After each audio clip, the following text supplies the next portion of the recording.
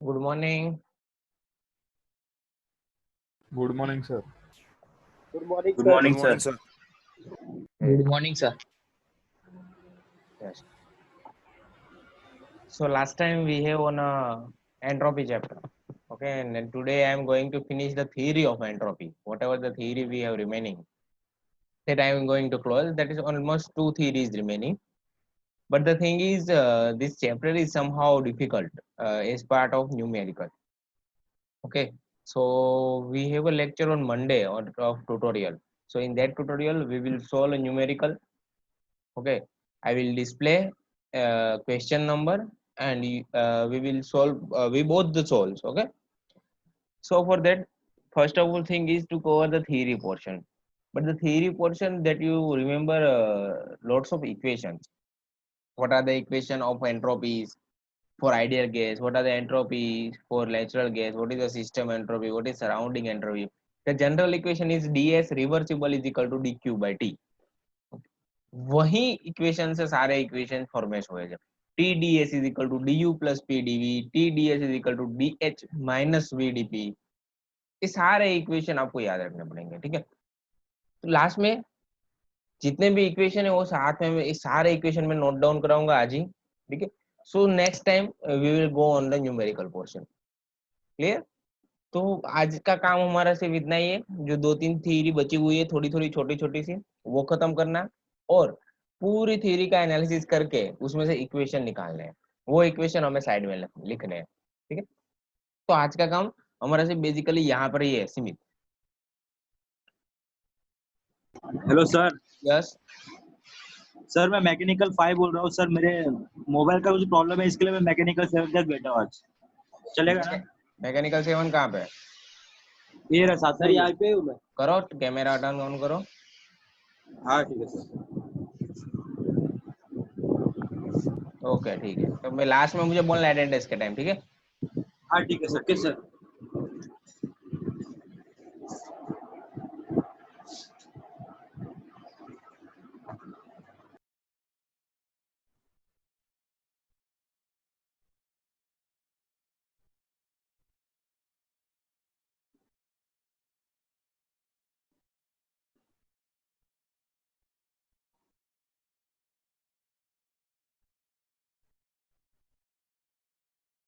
Visible to everyone?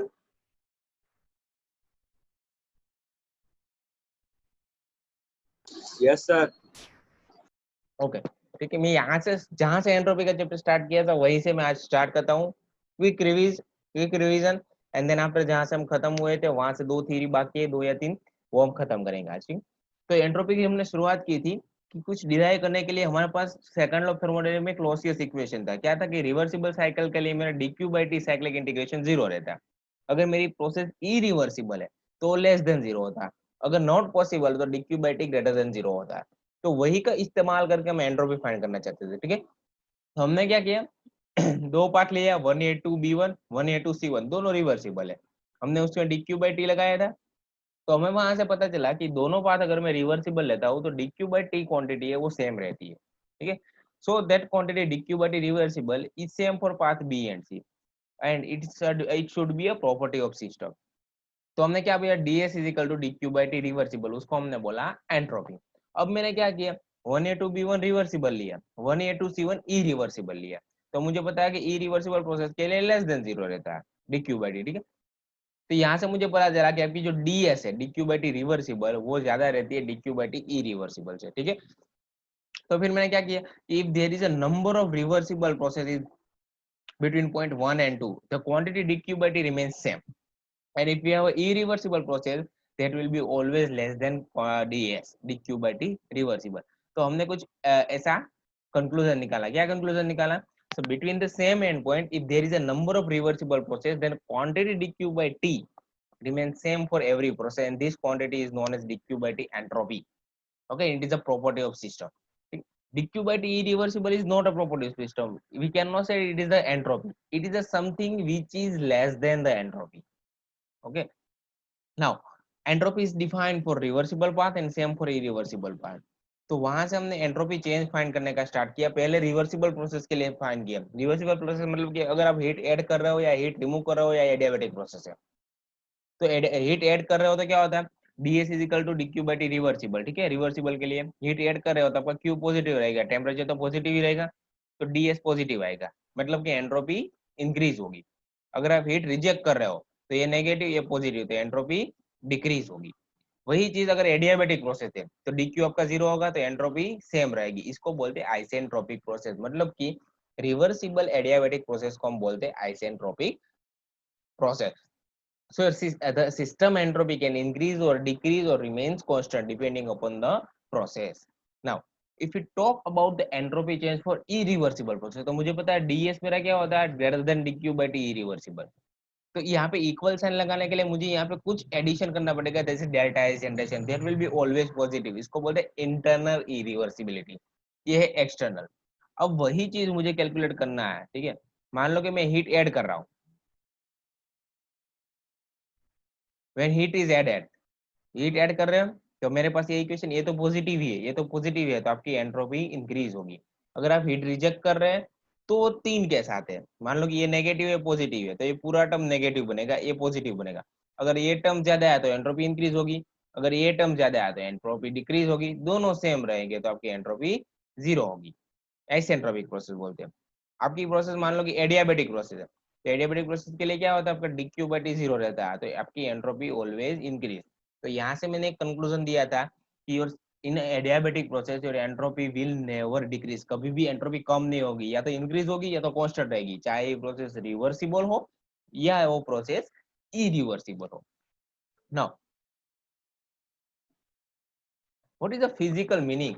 Physical meaning it means entropy is a molecular disorderness of system. जितनी ज्यादा disorderness ज्यादा, उतनी ज्यादा आपकी एंट्रोपी ज्यादा रहेगी। तो डिसऑर्डरनेस को कंपेयर के लिए हम एंट्रोपी निकाल लेते हैं। अब एंट्रोपी प्रिंसिपल देखो, हमें पता है कि ds क्या रहता है, greater than equal to dq by T. Greater than किस केस में, तो कि इरिवर्सिबल केस में, इक्वल टू किस केस में, तो कि रिवर्सिबल केस में। ठीक है, अगर हमारी सिस्टम आइसोलेट है तो मेरा dq जीरो होगा, dq जीरो होगा, d isolate is greater than और equal to zero.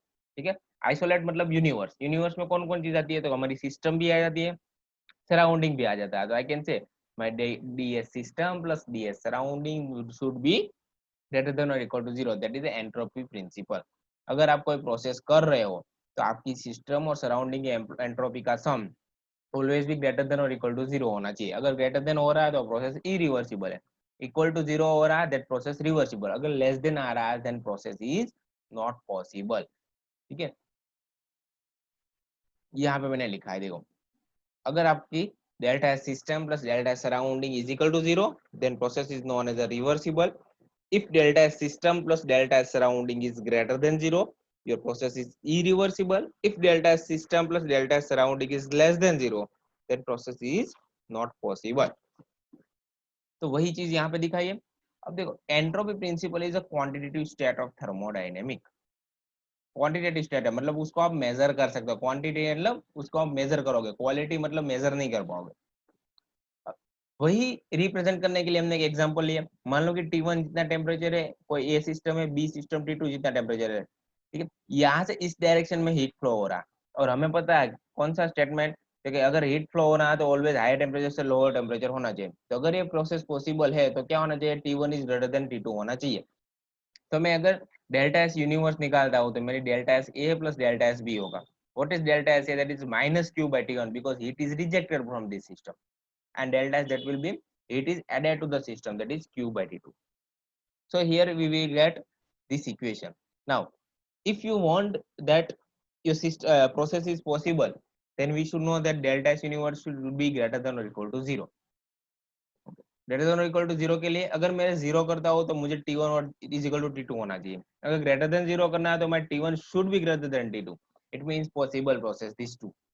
If my delta S universe less than zero, so T1 is less than T2, so not possible है। यहाँ पे less than zero है तो possible नहीं है, मतलब कि लोअर टेम्परेचर से हायर टेम्परेचर नहीं जा सकता। ठीक है, वो चीज देखी। फिर हमने देखा टेम्परेचर एंट्रोपी डायग्राम।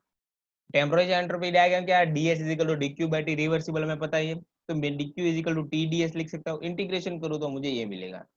तो tds ts डायग्राम, अगर मैं इसका एरिया कंसीडर करूँ तो मुझे क्या मिलता है, heat transfer. So area under the curve when projected on entropy axis that gives me a net heat transfer. फिर हम कार्नोट साइकिल पे आए, जो प्रोसेस थी उसको हमने यहाँ पे रिप्रेजेंट किया, उसकी हमने निकाली efficiency 1 minus Q R by Q in करके हमने एफिशिएंसी निकाली 1 minus T L upon T H. Efficiency of Carnot cycle, that is 1 minus TL upon TH. Note the area of cycle in TS diagram represent the net heat transfer, and according to the first law for a cycle net heat transfer is equal to net work transfer. Now combine first and second law. हमने क्या किया, dq is equal to du plus dw. Then दूसरा equation हमारे पास था tds is equal to du plus pdv. तीसरा equation था tds is equal to dh minus vdv. Now slope of various process on TS diagram. तो slope कैसे निकालना है, तो जो भी प्रोसेस है उसका एंगल निकालना है x एक्सिस के साथ, उसका tan ले लेना है, तो tan theta is equal to my slope. तो if I have a process of isothermal process, तो आइसोथर्मल प्रोसेस के लिए मेरा स्लोप क्या रहता है, 0, because my theta is 0, tan theta is 0. Reversible adiabatic process, it means isentropic process, मेरा slope रहेगा इनफाइनाइट. कांस्टेंट वॉल्यूम प्रोसेस, मेरा स्लोप रहेगा t by cv. Constant pressure process, मेरा स्लोप रहेगा t by cp. तो इंपॉर्टेंट चीज क्या है यहाँ, इंपॉर्टेंट चीज क्या है यहाँ पे, तो देखो t by cv करना है या t by cp करना है. cp is greater than cv, so your this slope would be greater than this. आपकी कांस्टेंट वॉल्यूम प्रोसेस का स्लोप कांस्टेंट प्रेशर से ज्यादा रहेगा, तो जब भी आपको पीवी डायग्राम से टीएस डायग्राम में ट्रांसफॉर्मेशन करना है, तो याद रखना आपका स्लोप वॉल्यूम का ज्यादा रहना चाहिए कांस्टेंट प्रेशर के हिसाब से. Then we come to the entropy change, that is entropy change for an ideal gas. Okay, so what is the case one, अगर मुझे रिलेशन चाहिए टेम्परेचर एंड वॉल्यूम का, सो आई कैन से S2 minus S1 is equal to CV ln T2 by T1 plus R ln V2 by V1. ये जो आएगा unit वो आपका आएगा किलो जूल पर केजी केल्विन. अगर आपको मास दिया है तो यहाँ मास से मल्टीप्लाई करना है, तो आपका इक्वेशन हो जाएगा S2 minus S1 is equal to mCV ln T2 by T1 plus MR ln V2 by V1. Unit आएगा kilo joule per kelvin. Okay, temperature pressure चाहिए तो CV की जगह हो जाएगा CP, लेकिन यहाँ पे माइनस हो जाएगा क्योंकि P2 by P1. क्यों माइनस हुआ, क्योंकि देखो जैसे ही temperature increase, pressure T2 by T1 P2 by P1, T2 by T1 V2 by V1. Okay,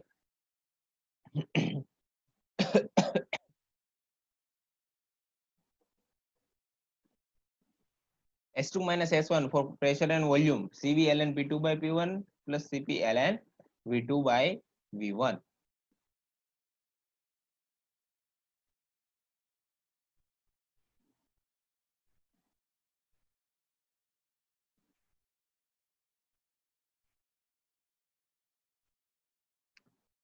अब यहां से हमारा बाकी था कल का, ठीक है, यहां तक ही था ना लास्ट टाइम.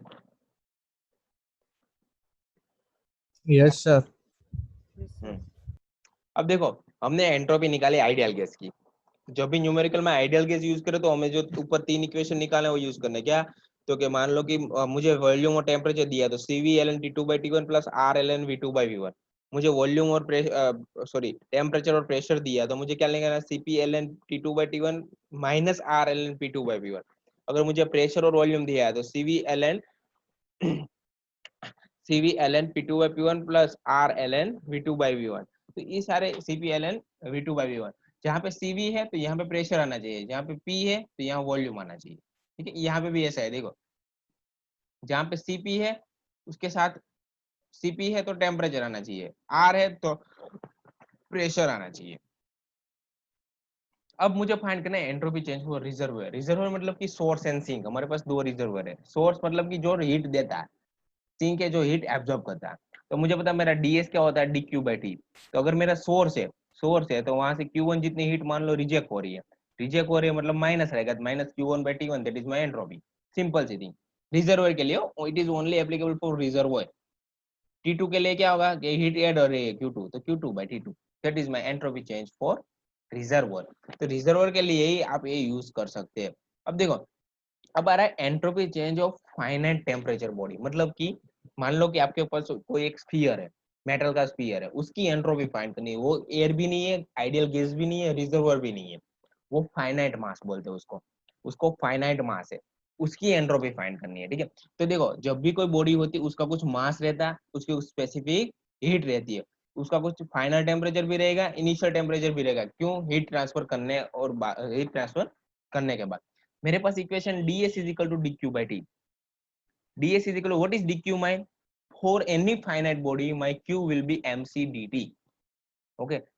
अब क्या है, मेरी हीट ट्रांसफर हो रही है तो टेम्परेचर चेंज हो रहा है, मुझे पता है, so I have to put process 1 to 2, मेरी प्रोसेस 1 से 2 जा रही है, तो आई कैन से 1 to 2 is equal to ds is equal to 1 to 2 mc dt, 1 upon t का इंटीग्रेशन होता है ln t, ठीक है। मेरा टेम्परेचर यहाँ पे t initial to t final होना चाहिए, तो S2 SF माइनस ए मतलब final minus initial is equal to mc constant, t का होता है ln tf minus ti, so जब भी ln में आप सबस्ट्रेशन है तो आप लिख सकते हो ln tf by ti, so that will be equation for finite body, entropy change for a finite temperature body, that is sf minus si is equal to mc ln tf upon ti, that is the entropy change for finite temperature body.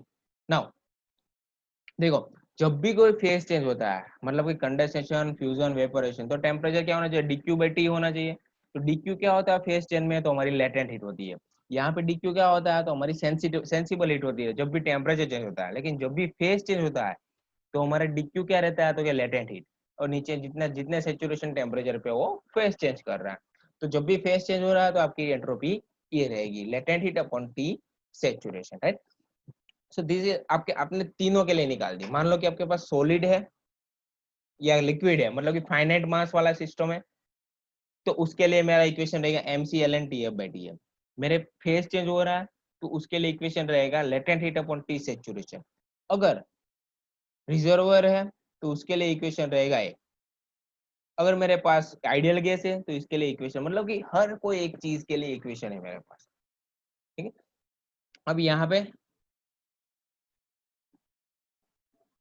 अब देखो मैं क्या कर रहा हूँ, adiabatic mixing में अब जा रहा हूँ। एडियाबेटिक मिक्सिंग क्या क्या मतलब है, मान लो एक कंटेनर है, उसमें मैंने दो पार्टीशन लगाए, बाहर से वो इंसुलेटेड है, मतलब कि बाहर हीट नहीं जा रही, इसका मास m1 है, इसका m2 है, इसका c1 है, इसका स्पेसिफिक c2 है, इसका टेम्परेचर t1 है, इसका t2 है, तो जब भी मैं दोनों एडियाबेटिक मिक्सिंग करूंगा तो क्या होगा, मास मेरा डबल हो जाएगा, m1 प्लस m2 जितना, मेरा टेम्परेचर t1 भी नहीं रहेगा, t2 भी नहीं रहेगा, कुछ फाइनल टेम्परेचर मुझे मिलेगा, ठीक है।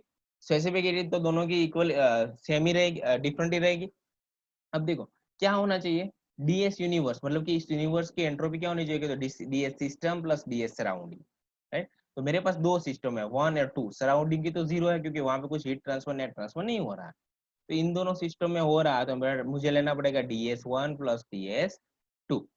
अब मुझे पहले चीज तो ये है कि मुझे फाइनल टेम्परेचर निकालना पड़ेगा, तो मुझे पता है कि इन दोनों को अगर मैं यहाँ से पार्टीशन निकाल दूंगा तो दोनों में जो हीट ट्रांसफर होगा कितना होगा, मान लो कि इसका टेम्परेचर हायर है तो क्या होगा, ये जितना हीट लॉस करेगा उतनी हीट ये फ्लूइड है वो गेन करेगा, मतलब कि जितना हीट लॉस इसका इतना हीट लॉस इसका ज्यादा, ये क्या करेगा, ये फ्लूइड T1 से TF आने की ट्राई करेगा, ये फ्लूइड क्या करेगा, T2 से TF आने की ट्राई करेगा, TF है वो T1 और T2 के दोनों के बीच का टेम्परेचर, मान लो कि इसका 20 है इसका 70 है, तो TF आपका 30-40 डिग्री सेल्सियस रहेगा दोनों के बीच का।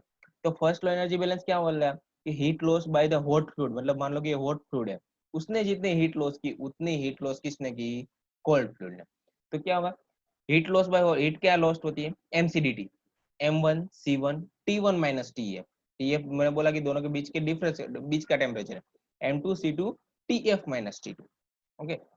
वहां से आप tf निकाल पाओगे, tf को बनाओगे आपका इक्वेशन है m1 c1 t1 plus m2 c2 t2 upon m1 c1 plus m2 c2।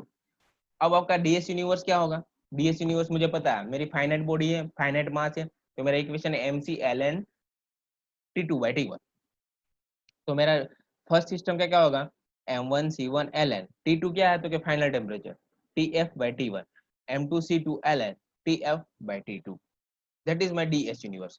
मान लो कि दोनों का मास सेम है m जितना, दोनों की स्पेसिफिक हीट भी सेम है, तो मेरा फाइनल टेम्परेचर क्या बनेगा, देखो दोनों का मास सेम, मतलब m that will be common out, यहाँ से m कैंसिल आउट कैंसिल हो जाएगा, c common out, c common out cancel हो जाएगा, सिर्फ बचेगा क्या, T1 plus T2 by 2 average temperature.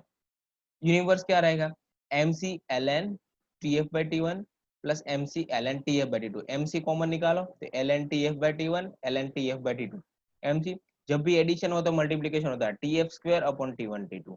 सो 2 यहाँ पे मैं ले लूँ बाहर तो 2 mc ln tf का तो निकल गया लेकिन इसका अंडर रूट हो जाएगा क्योंकि मैंने 2 निकाला है बाहर। तो that will be equation from universe for adiabatic mixing. Okay, so here we will come to the end of this chapter, right? After writing I will give you some clues for numerical solving, and then we will write the equations. So first thing that you have to perform, that is write down whatever things that is covered today from here. Okay, start write down entropy change of reservoir. Sir આ PDF મોકલી દેજો ને જરાક. pdf તો મોકલી દઈશ, don't issue, but અત્યારે લખવું પડશે. Okay sir. And the second thing, अगर मुझे कहीं पे भी ऐसा पता चला कि आप पीडीएफ किसी और जगह पे शेयर कर रहे हो, ठीक है, तो मैं पीडीएफ देना बंद कर दूंगा। ठीक है, सिर्फ आपके यूज के लिए पीडीएफ यूज होनी चाहिए। समझ में आ रहा है ना भाई सबको? Yes sir, yes sir. ठीक है, क्योंकि ये मेरी मेहनत की हैंड रिटन नोट्स है। अगर आप इसको बनाने जाओगे तो आपको कम से कम 1 से 2 महीना कंटिन्यूस लग जाएगा। ठीक है, so I am just sharing for only you people. अगर आप कहीं और जगह पे ट्रांसफर, मुझे अगर कहीं मिली कि मेरी नोट्स यहाँ यहाँ इधर इधर घूम रही है, अपने जूनियर को भी नहीं देनी है। Okay sir. That is enough. अगर मुझे पता चला कि ये लोग आए तो मैं पूरी जो भी शेयरिंग हुआ मैं बंद कर दूंगा। आपको लिखना पड़ेगा सारी चीज। मैं यहाँ पे शेयर कर रहा हूँ सिर्फ आपके लिए। ठीक है,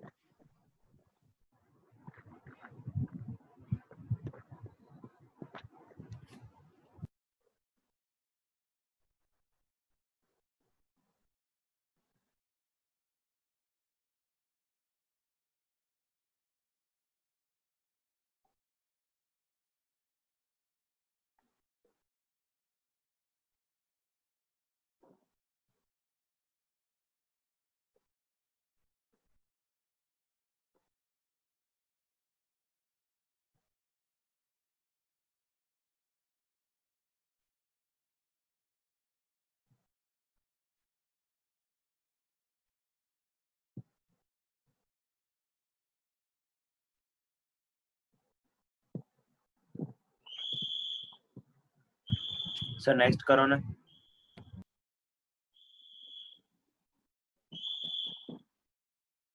थोड़ा ब्लर है आपके हिसाब से देख लें। Entropy change of finite temperature body, solid and liquid के लिए है। सर एक मिनट सर, थोड़ा सा लास्ट जोर से बोलो। लास्ट वाला थोड़ा बाकी। हाँ, सर, लास्ट वाला थोड़ा बाकी ओके था। ओके, ठीक है, यस सर। लिख लो फिर बताना मुझे। हो गया sir.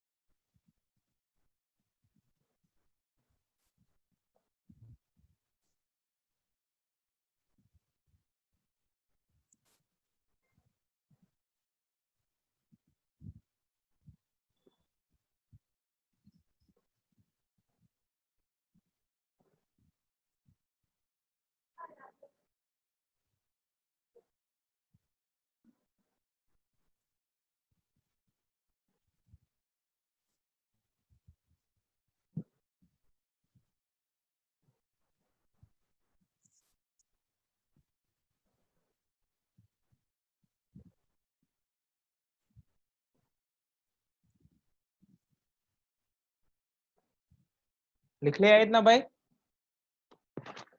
Yes sir. Yes sir. बोलो बोलो, चेंज करो, पूरा लिखना है।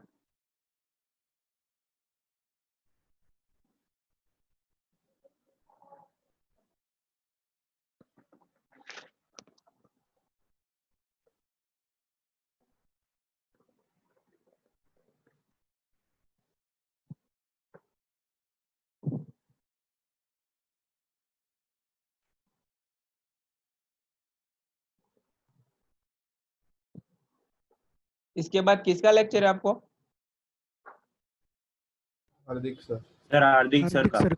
अच्छा, इसके बाद नेक्स्ट? हार्दिक सर के बाद ऑनलाइन है सर। अच्छा, मतलब दूसरा लेक्चर हार्दिक सर का है। हाँ सर। Yes sir.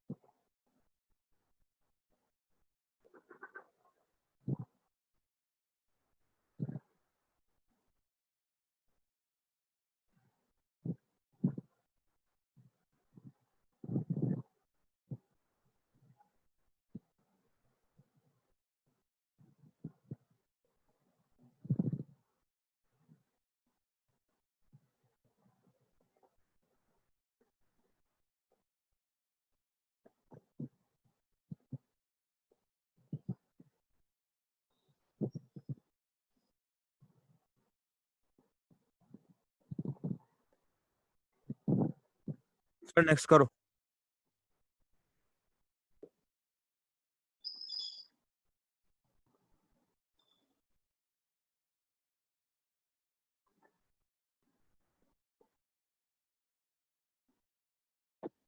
आप सब लोगों ने वो ऑनलाइन कोर्स थे एनपीटीएल वाले, वो हो गए ज्वाइन सब लोग? Yes sir. हैं? Yes sir. एनपीटीएल यस आपका सर, थैंक यू। आपका कौन सा है? Basics of material engineering. Yes sir. अच्छा, मतलब वीडियोस देख रहे हैं? कब वीडियो आ रहे हैं उन लोगों के? સર 14 સપ્ટેમ્બર થી થવાનું છે। अच्छा, स्टार्ट 14 સપ્ટેમ્બર થશે। હા, ડેટ અચ્છા, પાછળ હોઈ ગઈ। અચ્છા, તો ત્યાં રજીસ્ટ્રેશન થઈ ગયું તમારું બધાનું? હા સર। हाँ सर। ઓકે, બાકી છે हाँ કોઈનું? Sir.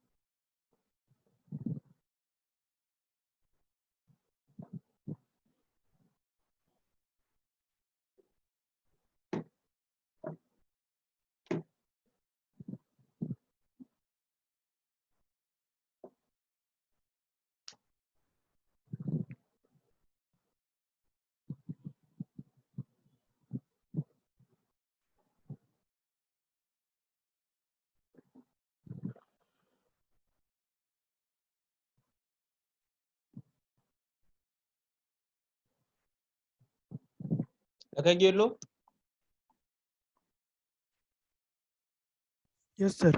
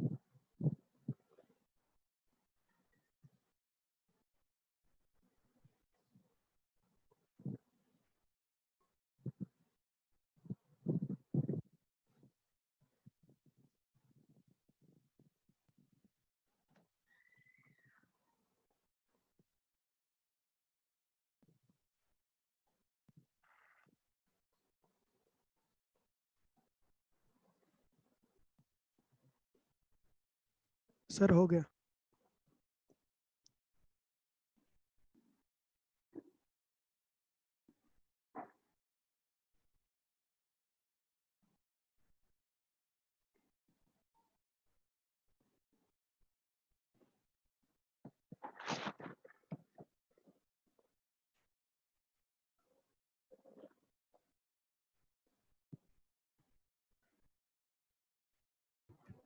Sir thank you.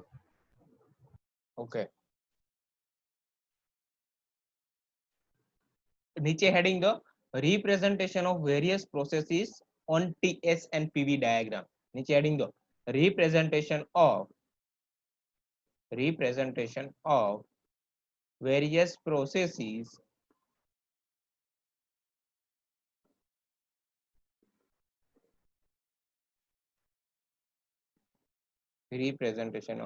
processes on PV and TS diagram.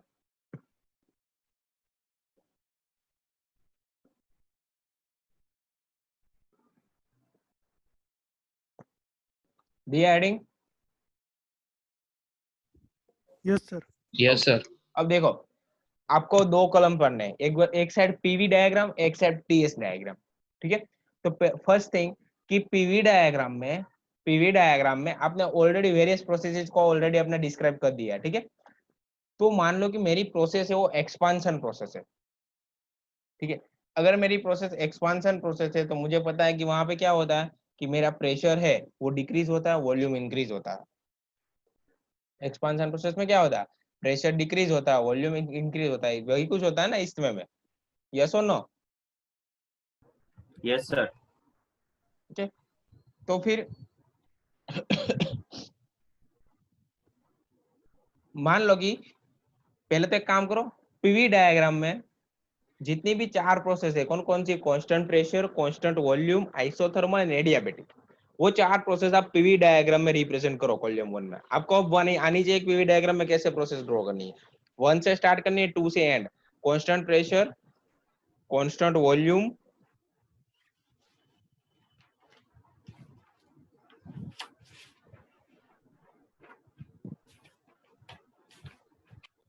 Isothermal and adiabatic.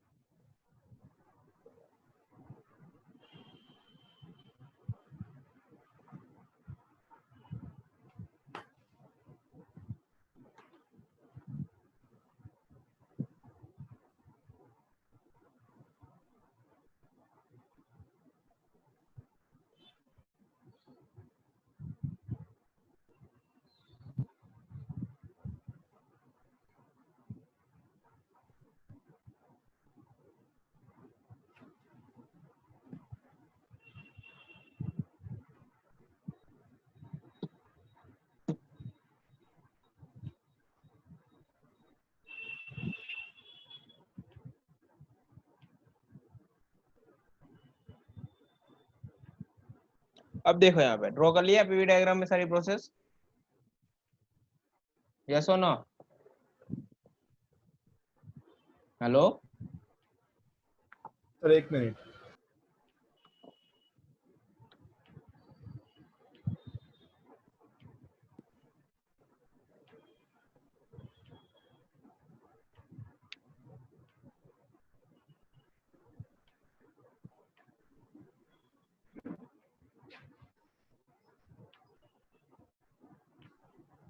Yes sir हो गया।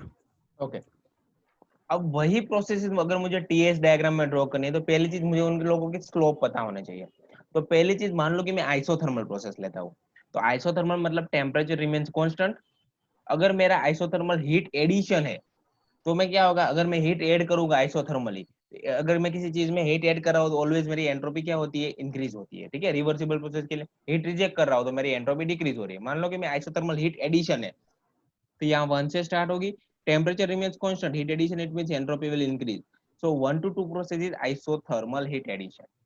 मान लो कि मैं एडियाबैटिक रिवर्सिबल एडियाबैटिक कंप्रेशन कर रहा हूँ, तो देखो reversible adiabatic it means isentropic process. Adiabatic process के लिए आपका dq0 रहता है, तो entropy remains constant adiabatic process के लिए। तो एंट्रोपी कांस्टेंट रखनी है, लेकिन कंप्रेशन कर रहा होती है, याद रखना जब भी मैं किसी चीज को कंप्रेस करता हूं तो इसका टेम्परेचर इंक्रीज होता है। तो यहाँ 1 से 2 तक that is adiabatic compression, right. Now constant pressure heat addition, constant volume heat addition, ये हीट एडिशन की प्रोसेसेस है सारी, ये हीट रिजेक्शन की प्रोसेसेस है 5 वाली। तो अगर मैं कांस्टेंट प्रेशर और कांस्टेंट वॉल्यूम ड्रॉ करना, तो मैंने क्या बोला था, the slope of constant pressure line that will be less than constant volume line. तो दोनों प्रोसेस इस वे में ही रिप्रेजेंट करेंगे, लेकिन याद रखना कि जो नीचे वाली प्रोसेस होगी वो कांस्टेंट प्रेशर होगी जिनका स्लोप कम होगा, और ऊपर वाली प्रोसेस होगी वो कांस्टेंट वॉल्यूम होगा जिसका स्लोप ज्यादा होगा। ठीक है, तो ये चारों प्रोसेस रिप्रेजेंट कर लिए। ठीक है, तो टीएस डायग्राम में आप रिप्रेजेंट करो दिस प्रोसेस। यहाँ पे लिखना 1 to 2 that is isothermal heat addition, यहाँ लिखना एडियाबैटिक कंप्रेशन, ये constant pressure heat addition, constant volume heat addition. समझ में आया, क्योंकि टीएस डायग्राम में हम बात करेंगे हीट की। तो चारों के चार ही प्रोसेस नोट डाउन करो।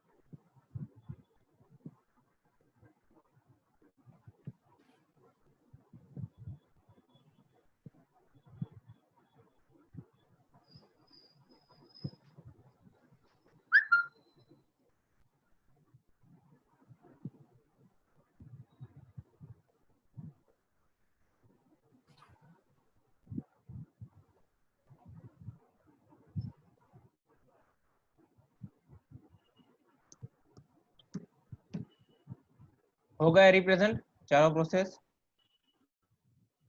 यस और नो? Yes sir. वही चीज अगर मैं हीट रिजेक्शन की बात करूं, तो यहाँ पे देखो हीट रिजेक्शन करनी है तो मान लो कि पहली चीज मेरी आइसोथर्मल हीट रिजेक्शन। आइसोथर्मल मतलब आपका टेम्परेचर रहना चाहिए कांस्टेंट, तो isothermal heat rejection, heat reject कर रहा हूं मतलब एंट्रोपी आपकी डिक्रीज होगी। तो यहाँ पे मैंने 1 से 2 ड्रॉ की आइसोथर्मल हीट रिजेक्शन। अगर मुझे एडियाबैटिक एक्सपांशन करना है तो देखो 1 से 2 मेरा एडियाबैटिक एक्सपांशन, एक्सपांड कर रहा हो तो आपका टेम्परेचर डिक्रीज होता है, एडियाबैटिक के इसमें इसलिए आपकी एंट्रोपी कांस्टेंट रहेगी। 1 से 2 एडियाबैटिक एक्सपांशन। अब constant pressure heat rejection, constant volume heat rejection. तो देखना जब भी स्लोप मेजर करते हो तो एक्स एक्सिस के साथ करना, मतलब हॉरिजॉन्टल लाइन के साथ। ठीक है, तो आपको पता है कि कांस्टेंट वॉल्यूम का स्लोप ज्यादा होना चाहिए, तो हॉरिजॉन्टल लाइन के साथ एक दो प्रोसेस ड्रॉ करो, इसमें से जो नजदीक है हॉरिजॉन्टल लाइन के वो रहेगी आपकी कांस्टेंट प्रेशर, जो दूर है वो रहेगी आपकी constant volume. So it is a heat rejection processes, graph for heat rejection, that is 1 से 2 that is constant pressure, sorry, isothermal heat rejection, adiabatic expansion, constant pressure heat rejection and constant volume heat rejection। तो heat rejection के graph सारे draw कर लो। पास वाला था heat addition के लिए था, ये हीट रिजेक्शन के लिए। तो अब आपको कहीं पर भी कोई भी क्वेश्चन पूछे, ये इंटरव्यू जनरल इंटरव्यू क्वेश्चन है, इंटरव्यू क्वेश्चन में ऐसा करेंगे, वो बोलेंगे कि कार्नोट साइकिल का पीवी डायग्राम ड्रॉ करो, फिर बोलेंगे कार्नोट साइकिल का टीएस डायग्राम ड्रॉ करो, इस साइकिल का पीवी डायग्राम, इस साइकिल का टीएस। तो आपको रटना नहीं है, पहली चीज उनमें से प्रोसेसेस कौन कौन से आती है, अगर वही प्रोसेस आपको पता होगी you can easily find out what are the TS diagram. तो टीएस डायग्राम इतना डिफिकल्ट नहीं है, लेकिन आपको अंडरस्टैंडिंग होनी चाहिए कि कौन सी प्रोसेस कहाँ रिप्रेजेंट करते हैं हम लोग, that is the important thing.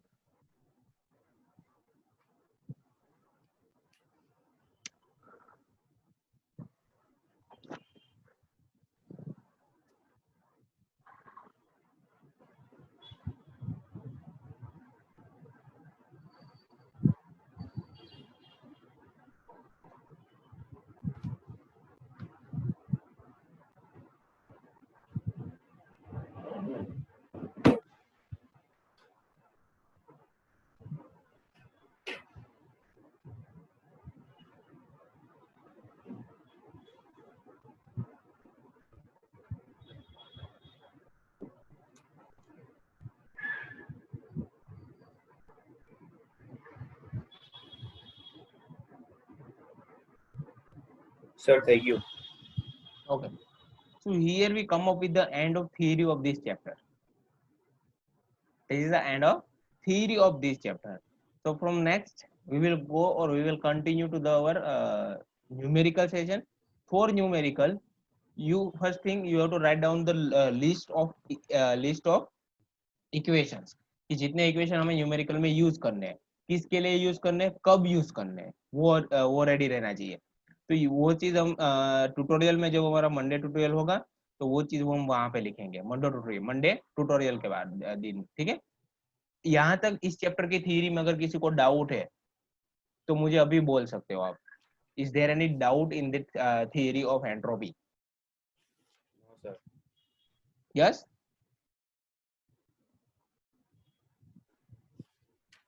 Is there any doubt? No, sir. Harsh, sir doubt છે કઈ નો સર કે બધું ઉપરથી જ ગયું છે?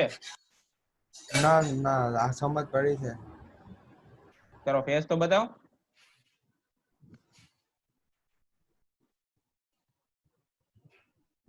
ઓકે. ક્યાં ગયા પેલા બંને ભાઈબંધો કપલ? ક્યાં ગયા બંને? શું કરતા હતા બંને?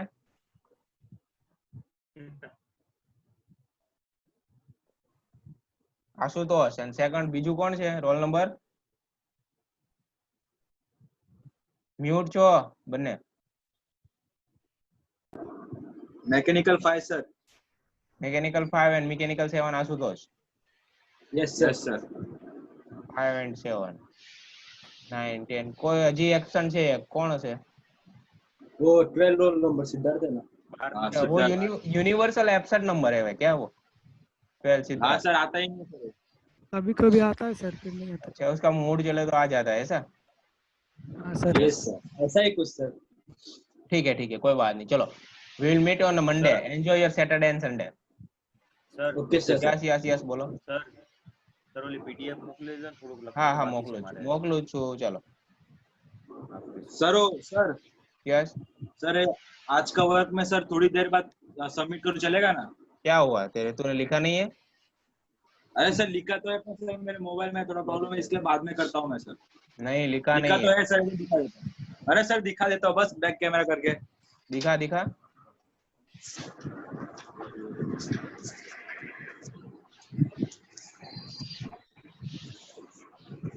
ये देखो सर आज का।